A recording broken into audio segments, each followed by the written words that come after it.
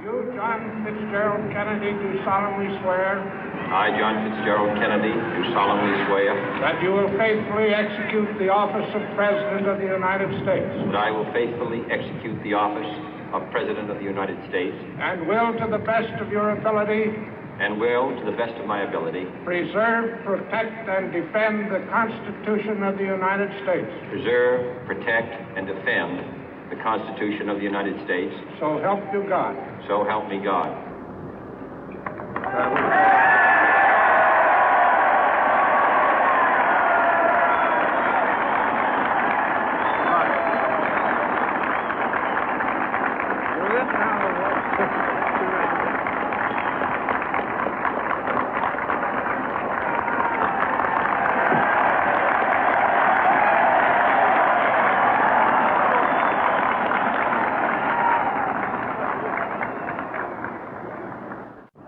Vice President Johnson, Mr. Speaker, Mr. Chief Justice, President Eisenhower, Vice President Nixon, President Truman, Reverend clergy, fellow citizens.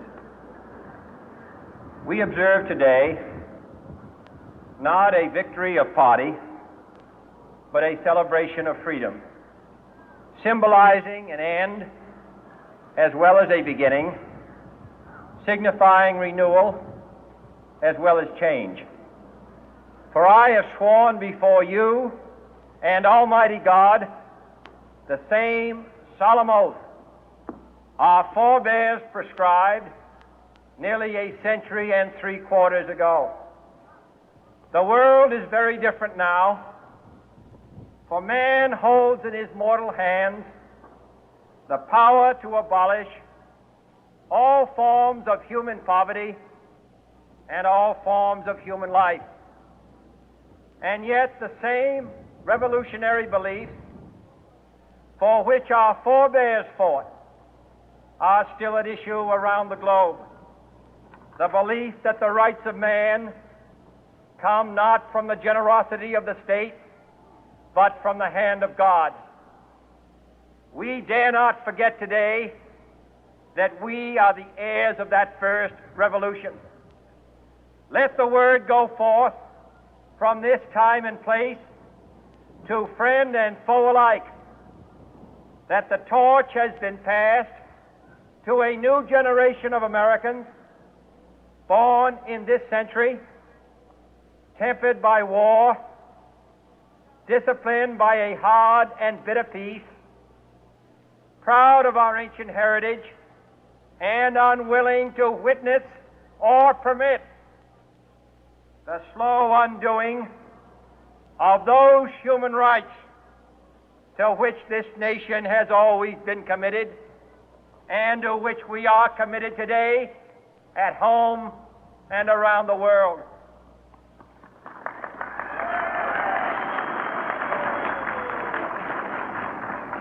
Let every nation know, whether it wishes us well or ill, that we shall pay any price, bear any burden, meet any hardship, support any friend, oppose any foe to assure the survival and the success of liberty.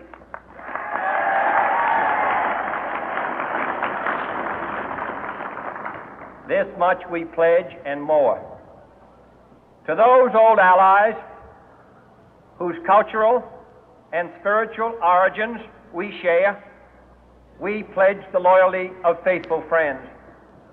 United, there is little we cannot do in a host of cooperative ventures. Divided, there is little we can do, for we dare not meet a powerful challenge at odds and split asunder. To those new states whom we welcome to the ranks of the free, we pledge our word that one form of colonial control shall not have passed away, merely to be replaced by a far more iron tyranny.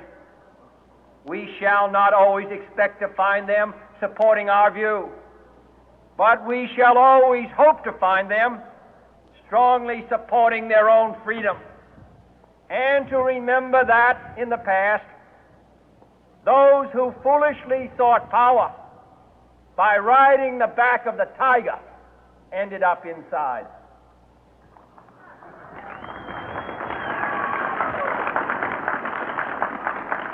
To those people in the huts and villages of half the globe struggling to break the bonds of mass misery, we pledge our best efforts to help them help themselves for whatever period is required, not because the communists may be doing it, not because we seek their votes, but because it is right.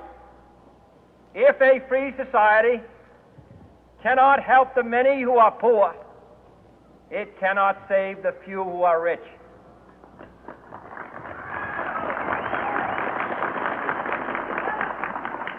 To our sister republics south of our border, we offer a special pledge to convert our good words into good deeds, in a new alliance for progress, to assist free men and free governments in casting off the chains of poverty. But this peaceful revolution of hope cannot become the prey of hostile powers. Let all our neighbors know that we shall join with them to oppose aggression or subversion anywhere in the Americas. And let every other power know that this hemisphere intends to remain the master of its own house.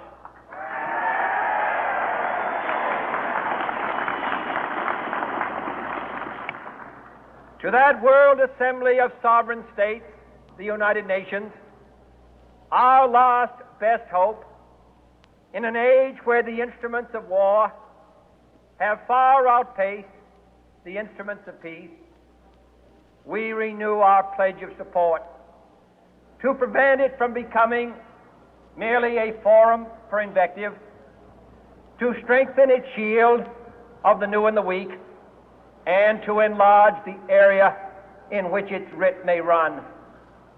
Finally, to those nations who would make themselves our adversary, we offer not a pledge, but a request that both sides begin anew the quest for peace. Before the dark powers of destruction, unleashed by science, engulf all humanity in planned or accidental self-destruction, we dare not tempt them with weakness, for only when our arms are sufficient beyond doubt can we be certain beyond doubt that they will never be employed.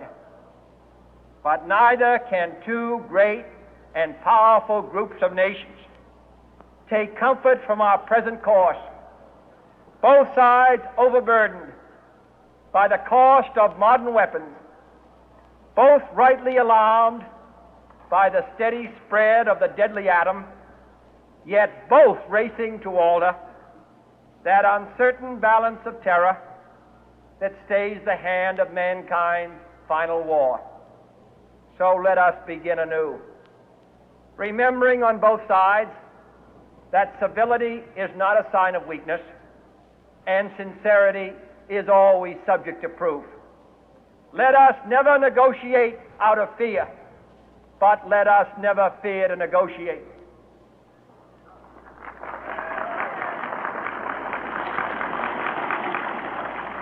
Let both sides explore what problems unite us, instead of belaboring those problems which divide us. Let both sides, for the first time, formulate serious and precise proposals for the inspection and control of arms, and bring the absolute power to destroy other nations under the absolute control of all nations.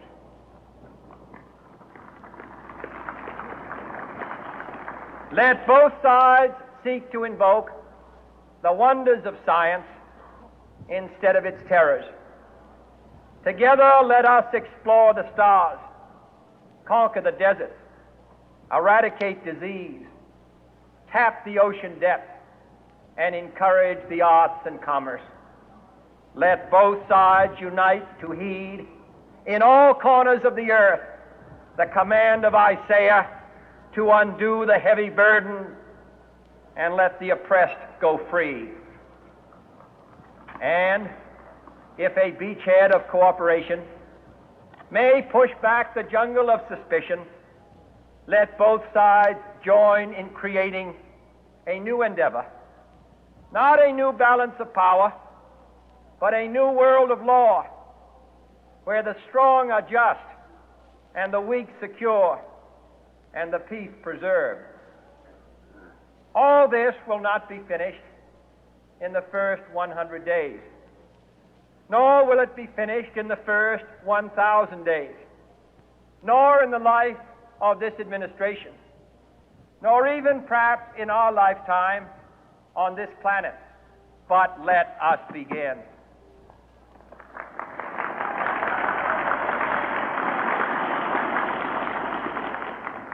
In your hands, my fellow citizens, more than mine, will rest the final success or failure of our course.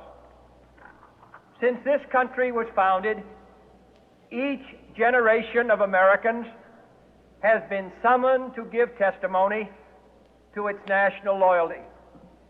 The graves of young Americans who answered the call to service surround the globe.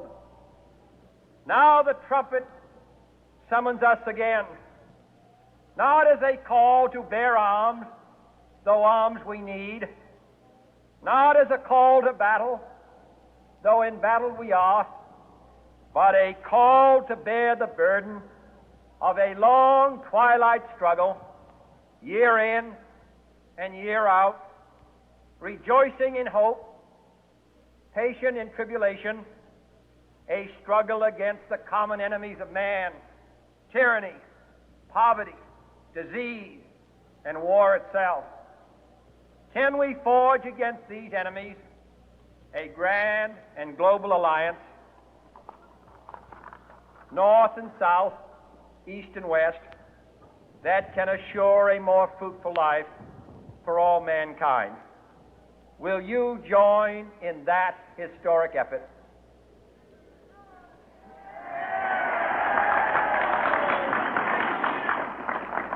In the long history of the world, only a few generations have been granted the role of defending freedom in its hour of maximum danger. I do not shrink from this responsibility. I welcome it.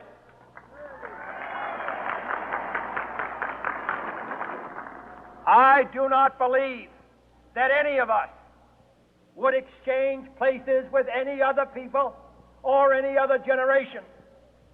The energy, the faith, the devotion which we bring to this endeavor will light our country and all who serve it. And the glow from that fire can truly light the world.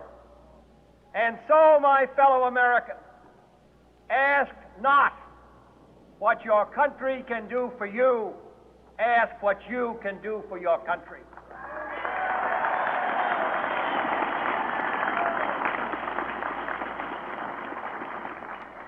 My fellow citizens of the world, ask not what America will do for you, but what together we can do for the freedom of man.